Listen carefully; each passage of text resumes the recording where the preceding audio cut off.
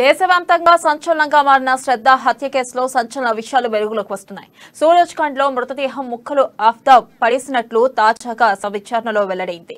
ఇక ఆఫ్తాబ్ ప్లాట్ కు 15 కిలోమీటర్ల దూరంలో సూరజ్ ఖండ్ ఉన్నట్లు పోలీసులు గుర్తించారు.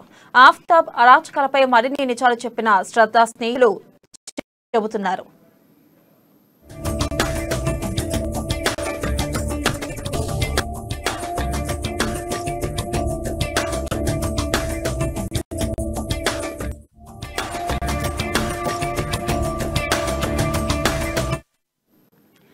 ఆఫ్తాబ్ శ్రద్ధను తిట్టడం, కొట్టడంతో పాటు సిగరెట్ తో కాల్చేవాడని చెప్పారు. ఇక ఆఫ్తాబ్ కు ఇవాళ పాలిగ్రాఫ్ టెస్ట్, సోమవారం నార్కో టెస్ట్ నిర్వహించే అవకాశం ఉన్నట్లు తెలుస్తుంది.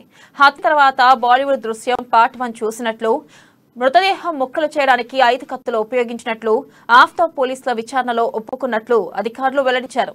5 కత్తులను ఆఫ్తాబ్ ప్లాట్ నుంచి స్వాధీనం చేసుకున్నట్లు పోలీసు అధికారులు చెప్పారు.